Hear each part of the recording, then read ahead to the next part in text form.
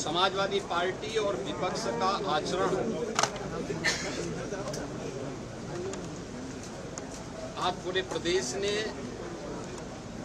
उत्तर प्रदेश विधानसभा में देखा है। ये आचरण न केवल सदन की अवमानना है बल्कि अलोकतांत्रिक और शर्मनाक भी। सदन नियमों, परिनियमों और परंपराओं से चलता है। उत्तर प्रदेश विधानसभा की प्रक्रिया और संचालन के नियम 59 के तहत ये पहले से ही तय है कि जो मुद्दा किसी न्यायाधिकरण या आयोग के पास लंबित हो, यानी सब जुडिस हो, उस मुद्दे पर सदन में चर्चा नहीं हो सकती। लेकिन विशेष परिस्थितियों में अगर अध्यक्ष विधानसभा ये समझते हैं कि इस चर्चा के कारण संबंधित जांच की प्रक्रिया में किसी प्रकार का व्यवधान नहीं आता है, तो वे इस चर्चा को परमिशन दे सकते हैं। समाजवादी पार्टी ने कार्य मंत्रणा समिति की बैठक में भी और दलीय नेताओं की बैठक में भी इस बात के लिए आश्वस्त किया था कि वे जिन मुद्दों पे चर्चा करना चाहते हैं वे नियम के अंतर्गत अपनी नोटिस देंगे और संसदीय कार्य मंत्री ने कार्य मंत्रणा में और दलीय नेताओं की बैठक में मैंने स्वयं भी इस बात के लिए कहा था कि जो भी विषय अध्यक्ष पीठ के द्वारा स्वीकृत होंगे और चर्चा के लिए स्वीकार किए जाएंगे, उन पर सत्ता पक्ष की ओर से तर्कपूर्ण तरीके से उसका जवाब भी दिया जाएगा। बावजूद अयोध्या से राम जन्मभूमि से संबंधित मामले में जानते हुए कि माननीय उच्चतम न्यायालय में ये मामला लंबित है, उस पूरे प्रकरण की गंभीरता को समझते हुए भी इन्होंने न केवल आज सदन की अवमानना की है, सदन का अपमान किया है, साथ ही माननीय उच्चतम न्यायालय में लंबित और माननीय उच्चतम न्यायालय की निगरानी में चल रही उस पूरी प्रक्रिया को भी अपमानित करने का शर्मनाक प्रयास समाजवादी पार्टी के द्वारा किया गया। माननीय अध्यक्ष विधानसभा ने बार बार कहा कि हम चर्चा को स्वीकार करते हैं, अपनी बात को आप नियमों के अंतर्गत सदन के फ्लोर में रखिए, सदन में रखिए, लेकिन सदन की कार्रवाई को विरोध करना, प्ले कार्ड लहराना, अध्यक्ष पीठ की अवमानना करते हुए जो अपमानजनक व्यवहार सदन के अंदर समाजवादी पार्टी का था, वह अत्यंत निंदनीय है और शर्मनाक भी। संवैधानिक संस्थाओं का अपमान करना ये समाजवादी पार्टी का शौक और सगल है। इन्होंने हमेशा से इनका लोकतांत्रिक मूल्यों पर कभी विश्वास नहीं रहा है। हम सब जानते हैं कि हल्ला बोल जिस पार्टी का मुख्य उद्देश्य रहा हो, वो लोकतांत्रिक कैसे कही जा सकती है। हल्ला बोल पर ये विश्वास करते हैं, कभी मीडिया पर हमला करते हैं, कभी संवैधानिक संस्थाओं पर हमला करते हैं। ये न्यायालय की बात को नहीं मानते, ये सदन में नियम और परनियम और परंपराओं का पालन नहीं करते, ये भारत की संवैधानिक संस्थाओं का अपमान करते हैं, कभी चुनाव आयोग का अपमान करते हैं,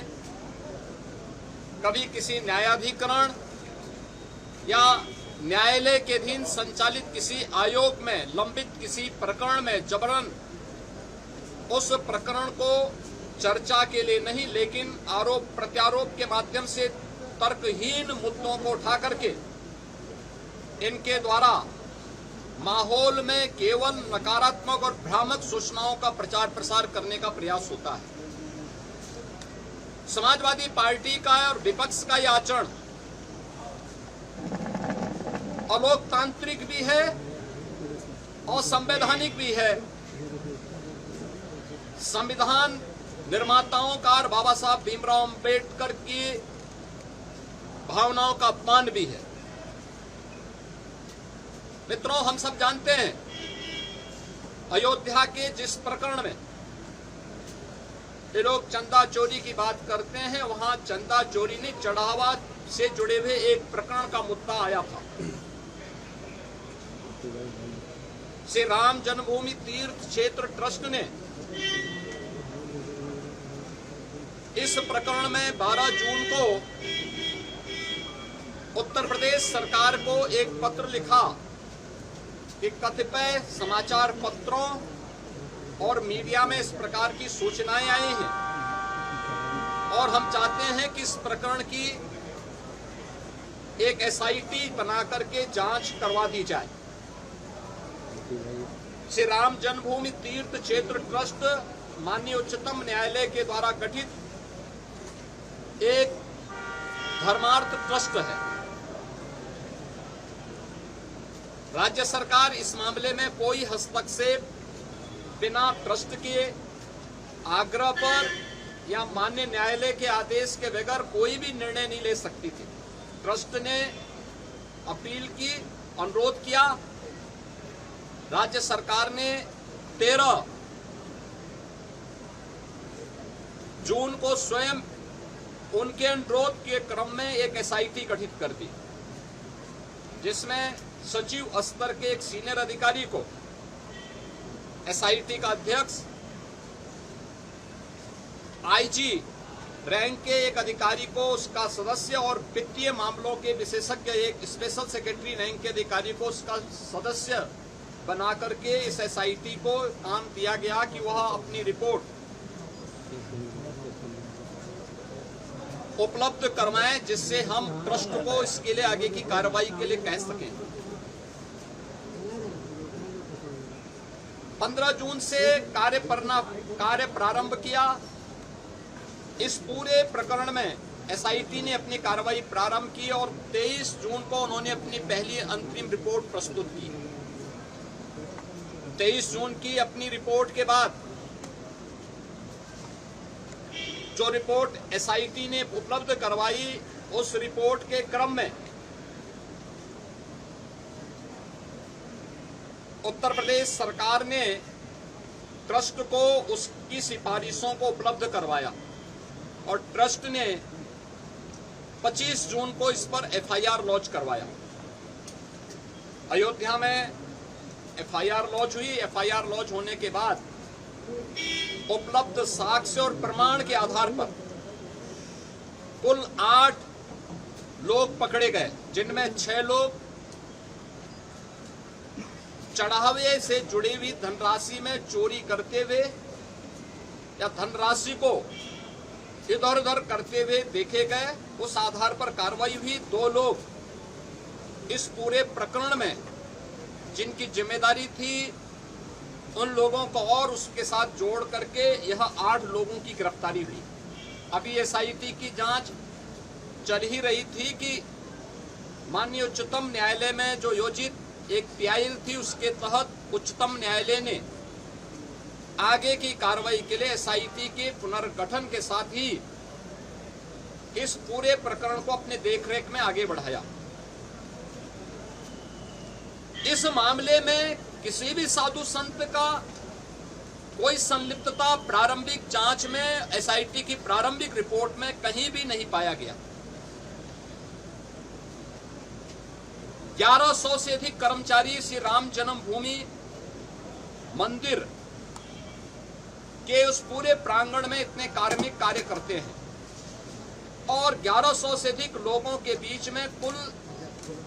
8 लोग इस मामले में प्रत्यक्ष और अप्रत्यक्ष रूप से जिनकी भूमिका उस मामले में